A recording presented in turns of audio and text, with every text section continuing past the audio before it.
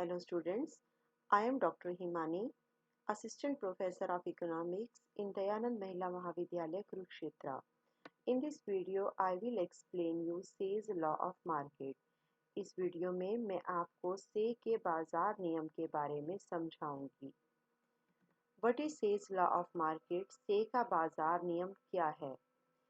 Say's Law of Market is the core of classical theory of employment. This law is given by famous French economist J.B. Say. से का बाजार नियम प्रसिद्ध परंपरावादी अर्थशास्त्री जे के द्वारा दिया गया. This law is related with market. ये नियम बाजार से संबंधित है. According to Say, supply creates its own demand. से के अनुसार पूर्ति अपनी मांग का निर्धारण स्वयं करती है. It implies that supply of goods generates enough income to create demand for goods equal to its supply. अर्थात जब किसी वस्तु की पूर्ति की जाती है तो उससे इतनी आय एकत्रित होती है कि वस्तुओं की मांग की जा सके और मांग और पूर्ति आपस में बराबर हो जाती हैं. There is no possibility of overproduction and unemployment in the economy.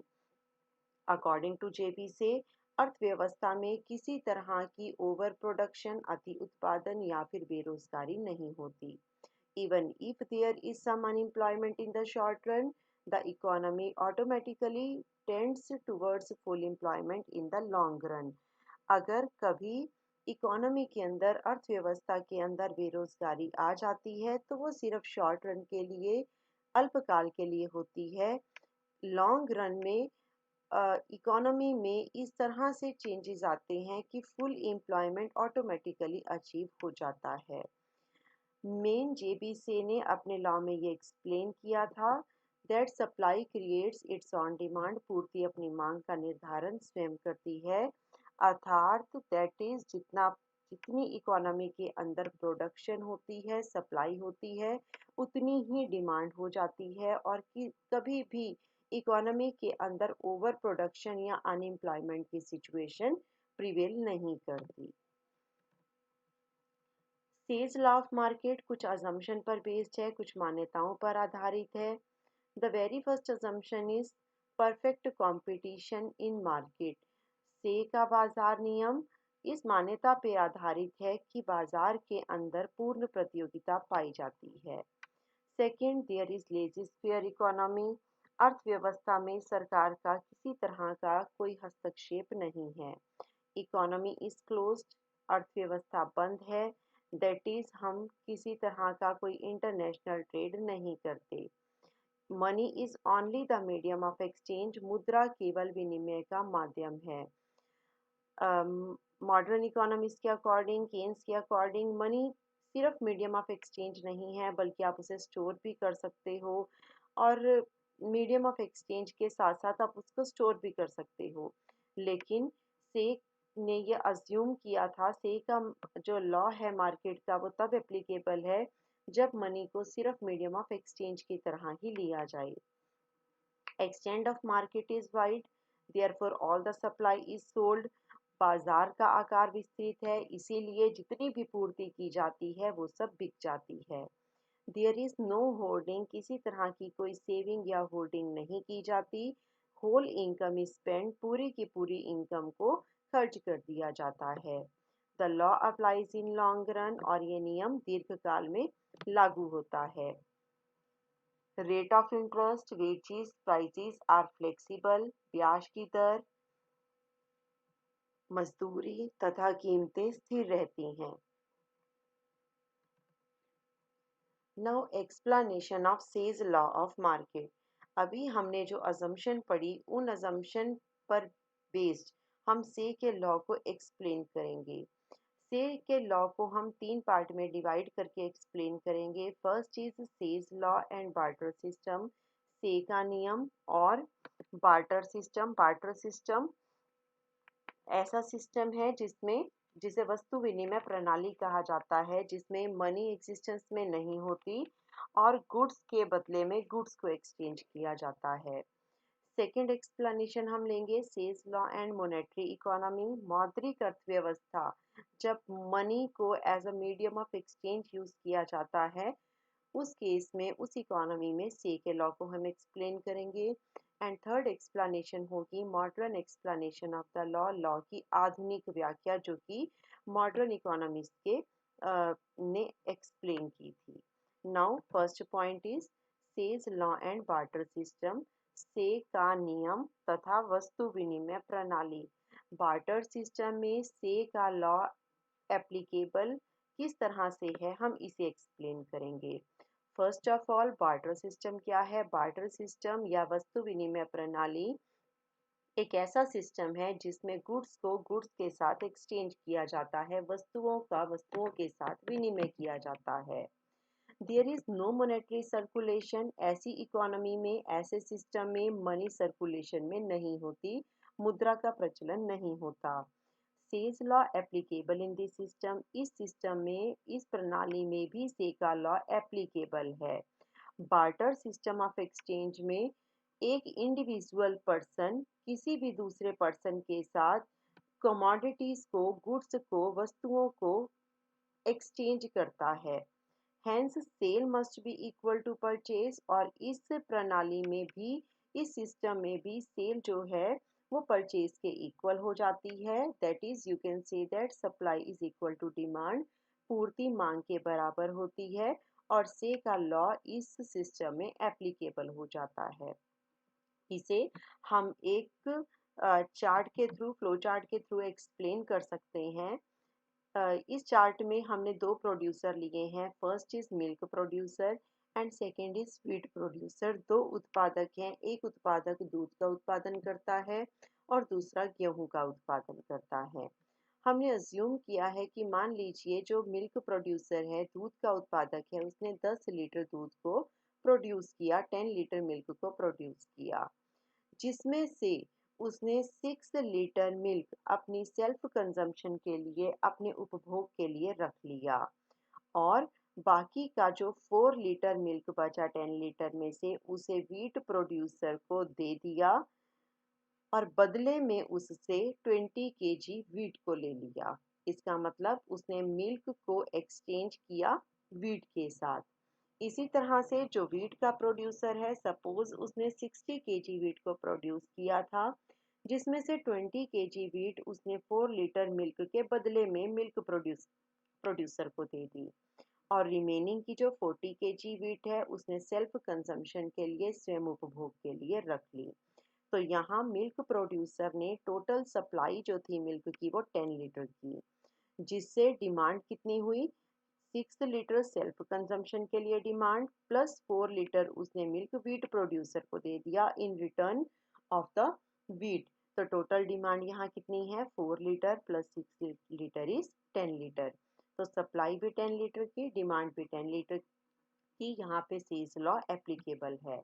इसी तरह व्हीट प्रोड्यूसर ने 60 केजी व्हीट को प्रोड्यूस किया, 40 केजी व्हीट उसने सेल्फ कंजम्पशन के लिए रखी और 20 केजी व्हीट उसने मिल्क प्रोड्यूसर को 4 लीटर मिल्क के बदले में दे दी।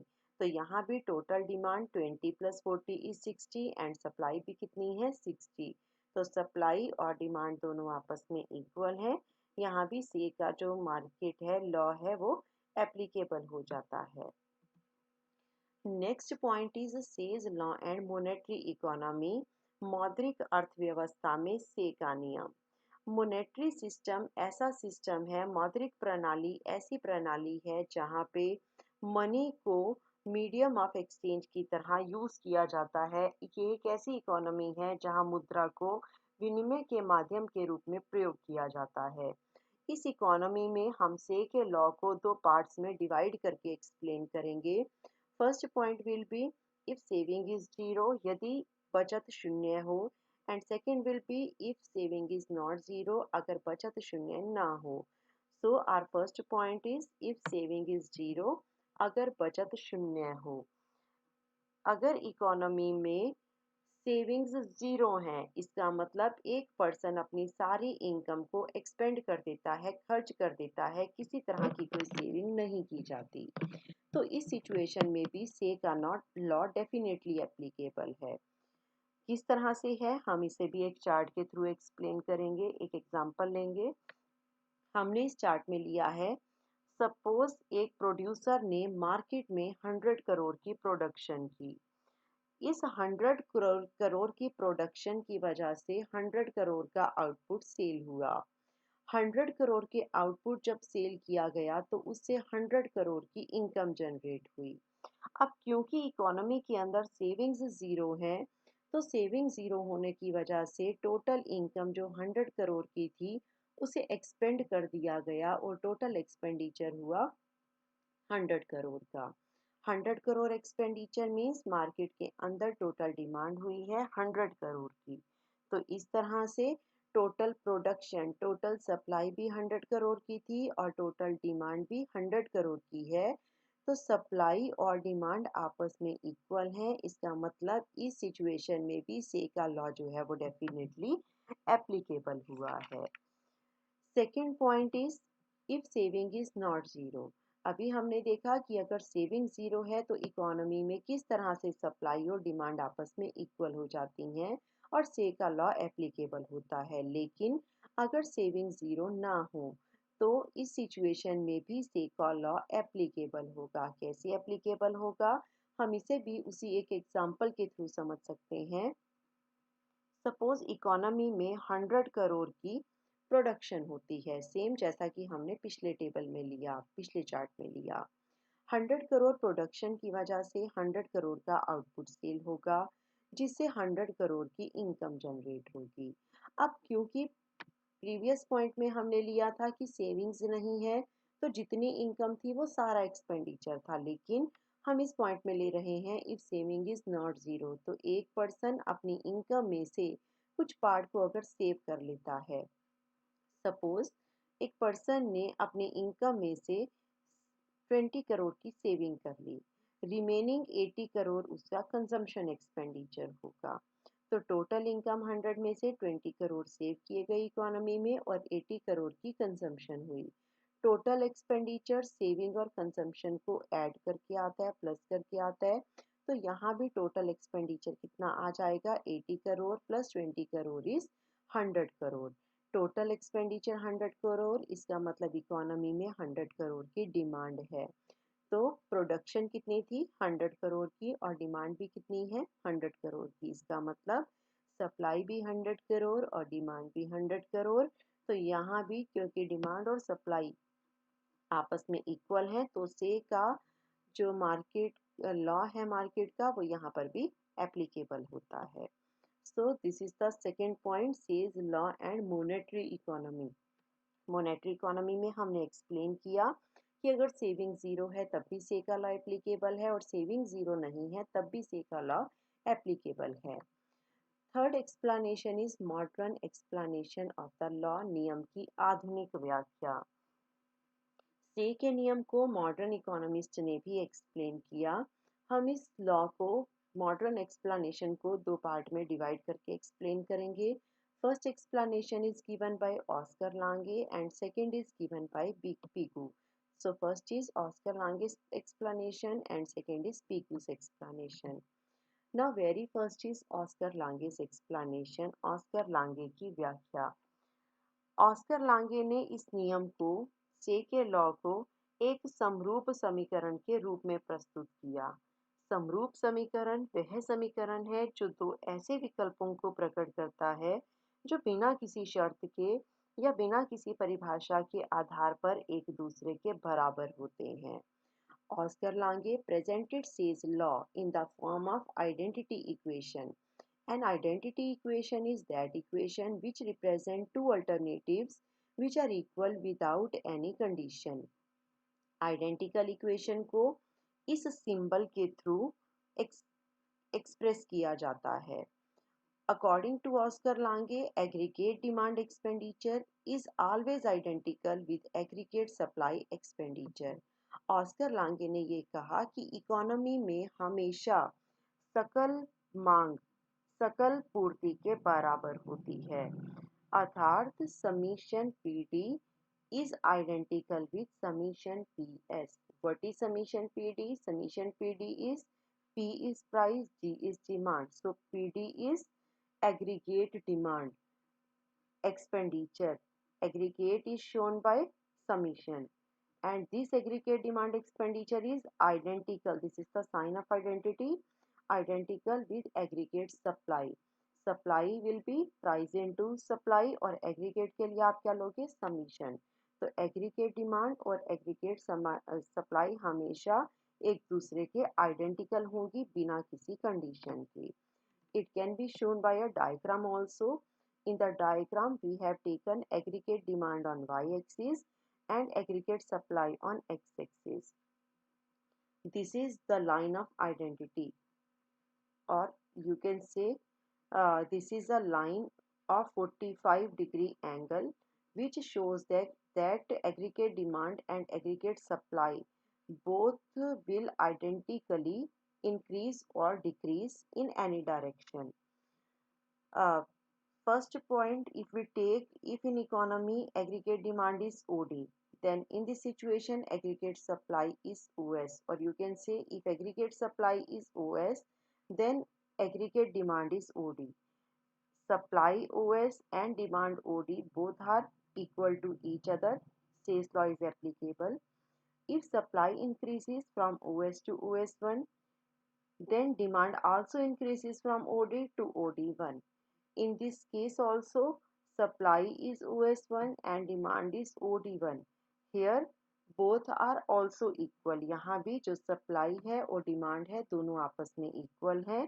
तो aggregate demand, aggregate supply हर situation में आपस में equal होंगे बिना किसी condition के, और ऑस्कर लांगे के according से का जो law है वो applicable होगा. Second explanation is given by Pigou. Professor Pigou's explanation. Pigou formulated Say's law in the form of equality equation. Oscar Lange ने अपनी इक्वेशन को आइडेंटिटी इक्वेशन की फॉर्म में एक्सप्लेन किया, लेकिन पीगू ने अपनी इक्वेशन को समरूप समीकरण के रूप में प्रस्तुत किया. An equality equation is that equation that refers to two such alternatives that are equal to each other only if certain conditions are fulfilled. एक समरूप समीकरण ऐसा समीकरण है जो दो ऐसे विकल्पों को बताता है जो कुछ शर्तों के साथ एक दूसरे के बराबर हो सकते हैं. इक्वालिटी इक्वेशन को is equal to to parallel line के थ्रू शो किया जाता है. According to Pigou, Say's law is applicable in certain conditions only. Pigou के अकॉर्डिंग से का लॉ कुछ कंडीशन में एप्लीकेबल होता है. This law will apply only when base rate in labor market and interest rate in money market are perfectly elastic. ये law तब applicable होगा जब श्रम बाजार में मजदूरी की दर और मुद्रा बाजार में ब्याज की दर पूर्णतः लोचदार हों. In this situation, aggregate demand will be equal to aggregate supply. इस स्थिति में भी पीकू के अकॉर्डिंग एग्रीगेट डिमांड और एग्रीगेट सप्लाई आपस में इक्वल होंगे. That is, summation PD will be equal to summation PS. Aggregate demand is equal to aggregate supply, और कुछ कंडीशंस के साथ ये जो सेज लॉ है वो एप्लीकेबल होगा. और कंडीशन क्या है कि वेज रेट और इंटरेस्ट रेट परफेक्टली फ्लेक्सिबल या फिर इलास्टिक होने चाहिए. According to Professor Pigou, Say's law corresponds to full employment situation only. An economy may suffer from partial disequilibrium or there may be unemployment in the short run, but if unemployment persists, money wage must fall. As a result, employer will make more demand for labor and thus full employment situation will be restored. Pigou का ये कहना था कि economy की जो से का law है वो आपको ये बताता है कि इकोनॉमी के अंदर फुल एम्प्लॉयमेंट की सिचुएशन हमेशा रहती है, लेकिन इकोनॉमी में कई बार पार्शियल डिसइक्विलिब्रियम आंशिक असंतुलन भी हो सकता है, या आप ये कह सकते हैं कि शॉर्ट रन में अनएम्प्लॉयमेंट या बेरोजगारी भी हो सकती है. लेकिन अगर बेरोजगारी या अनएम्प्लॉयमेंट कभी परसिस्ट करती है तो उस केस में पीगू के अकॉर्डिंग मनी वेजेस फॉल होंगे, क्योंकि उसने कंडीशन में लिया था कि वेजेस जो हैं वो परफेक्टली इलास्टिक है, वेजेस इंक्रीज और डिक्रीज हो सकते हैं. वेजेस फॉल होंगे और उसका रिजल्ट क्या होगा, क्योंकि वेजेस कम होंगे तो एम्प्लॉयर लेबरर की ज़्यादा डिमांड करेंगे, जिसकी वजह से लेबर को ज़्यादा एम्प्लॉयमेंट मिलेगा और अनएम्प्लॉयमेंट की सिचुएशन रिमूव होके फुल एम्प्लॉयमेंट की सिचुएशन दोबारा से इकोनॉमी में रिस्टोर हो जाएगी। यहाँ हम एक एग्जाम्पल के थ्रू भी इसे एक्सप्लेन कर सकते हैं।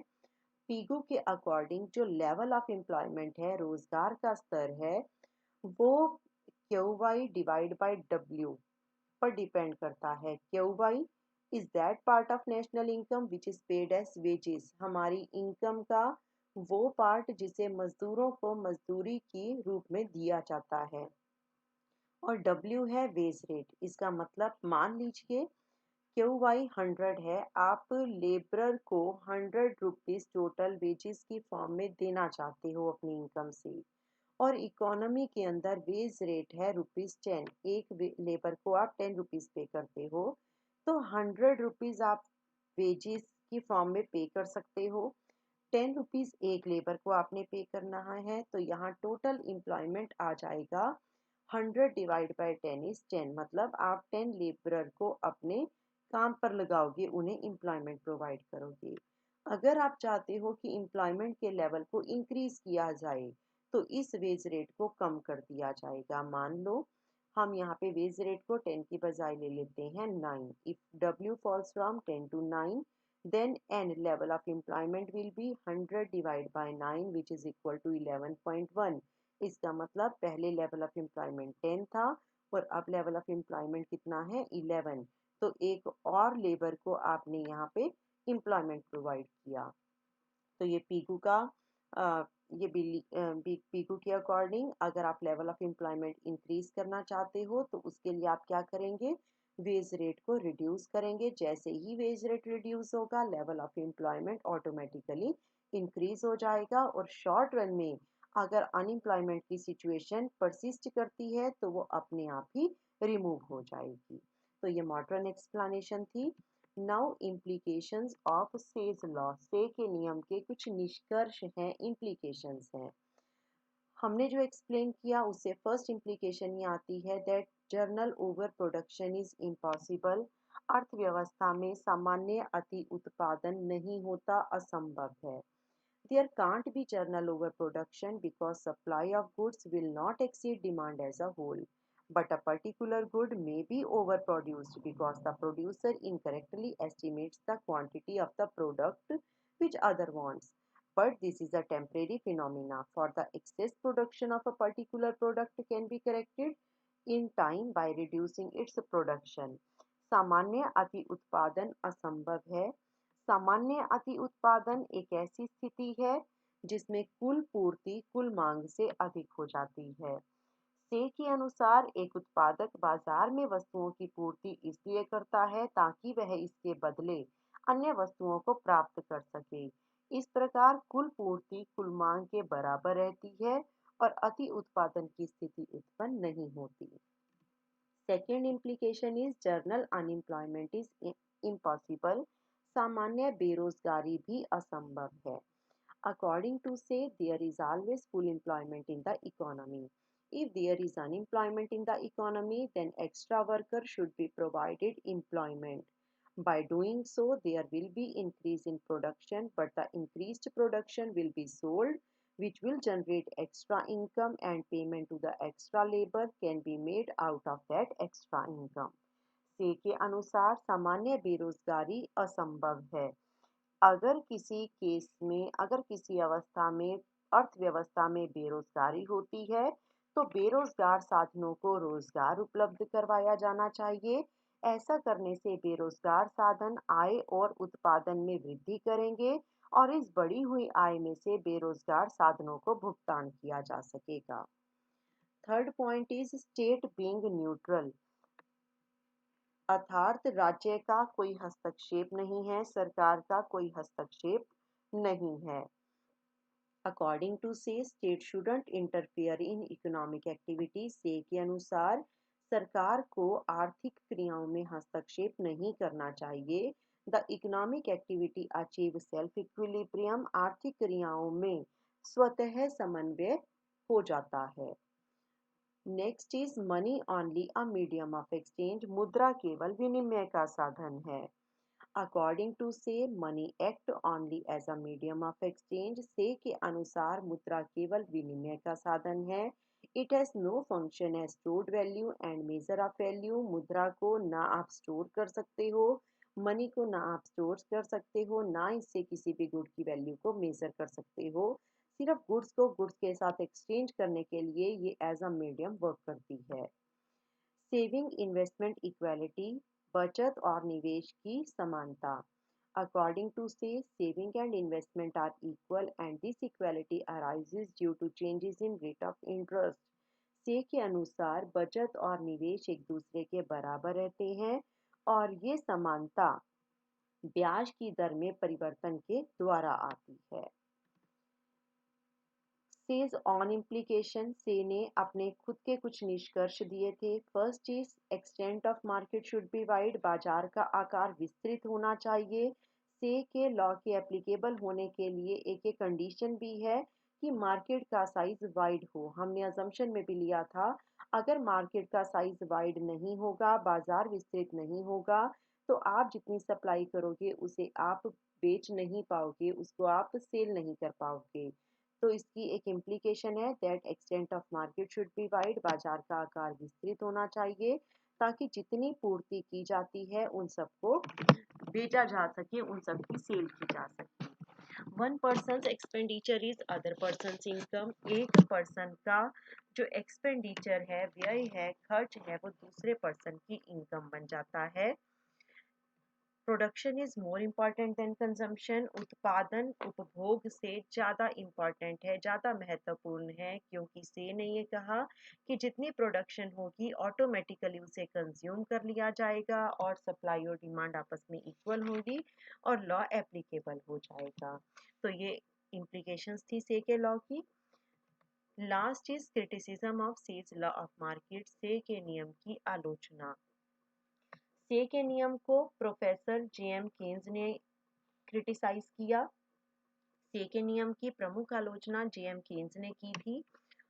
किस बेस पे उसने से के लॉ को एक्सप्लेन किया? First is says supply doesn't create it's demand. से ने ये कहा कि पूर्ति अपनी मांग का निर्धारण नहीं करती।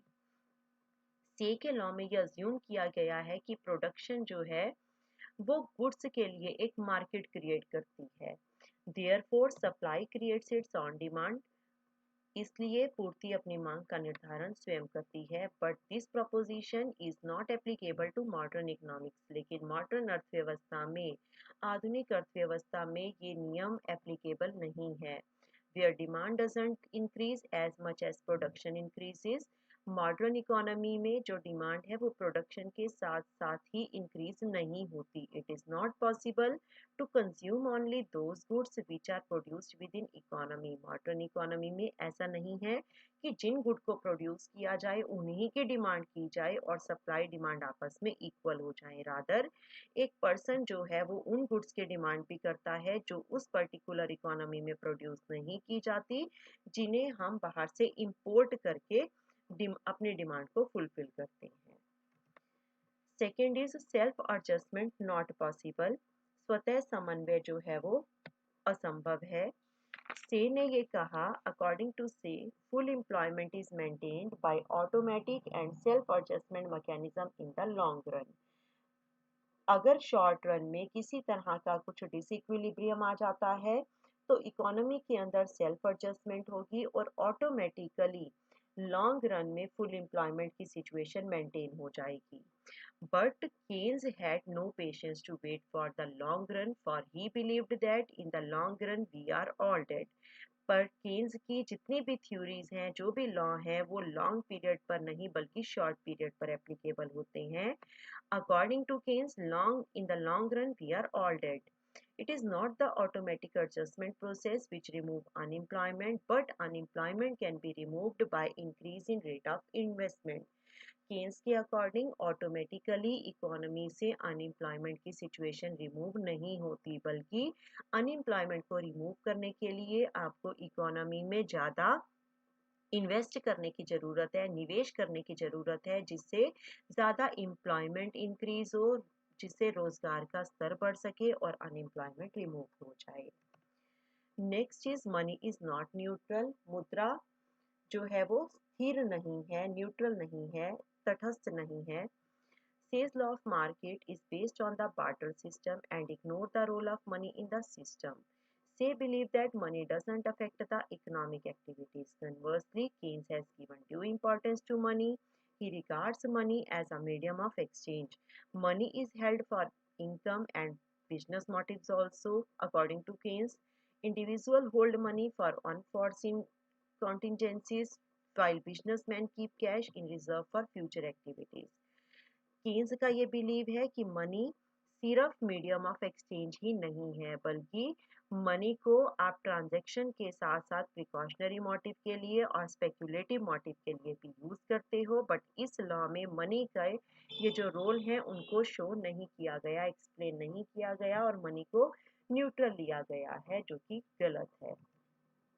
Over production is possible. सामान्य अति उत्पादन संभव है। Say's law is based on the proposition that supply creates its own demand and there cannot be general overproduction. But Keynes doesn't agree with this proposition. According to him, all income accruing to factor of production is not spent, but some fraction out of it is saved, which is not automatically invested. Therefore, saving and investment are always not equal, and it becomes the problem of overproduction and unemployment. Keynes के अनुसार सामान्य अति उत्पादन संभव है। Keynes का मनोवैज्ञानिक उपभोग नियम यह प्रदर्शित करता है कि यदि अर्थव्यवस्था में आय में वृद्धि होती है तो उपभोग में भी वृद्धि होती है, लेकिन उपभोग में वृद्धि आय की अपेक्षा हमेशा कम अनुपात में होती है। इसलिए कुल मांग कुल पूर्ति से कम रह जाती है और अति उत्पादन और बेरोजगारी की जो स्थिति है वो उत्पन्न होती है।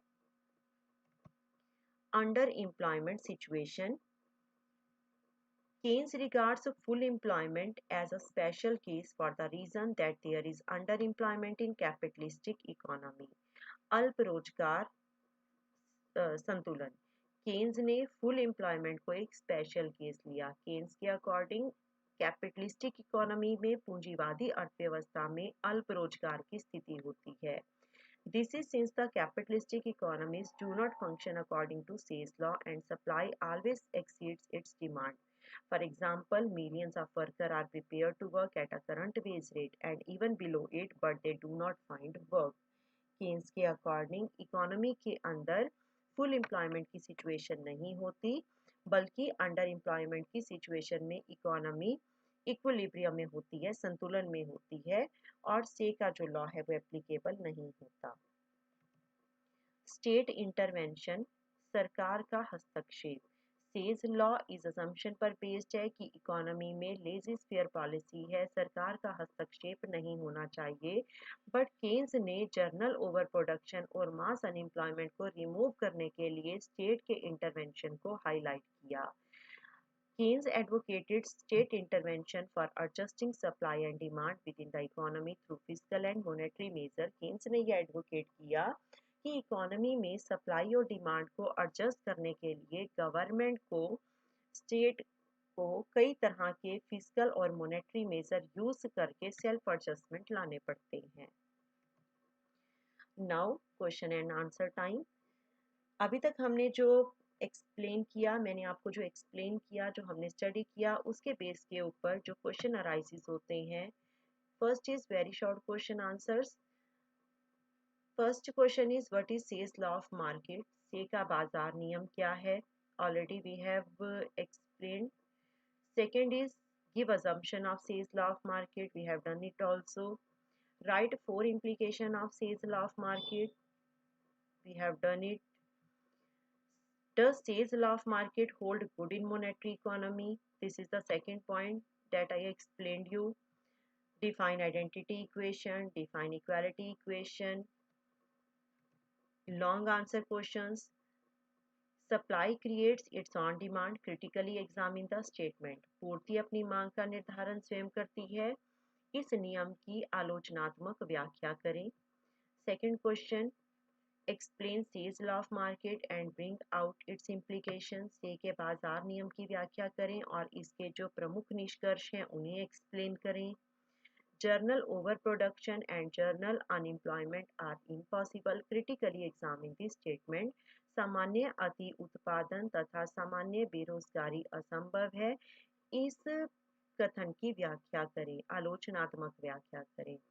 आई थिंक इन क्वेश्चंस में किसी स्टूडेंट को किसी तरह की कोई प्रॉब्लम नहीं होनी चाहिए।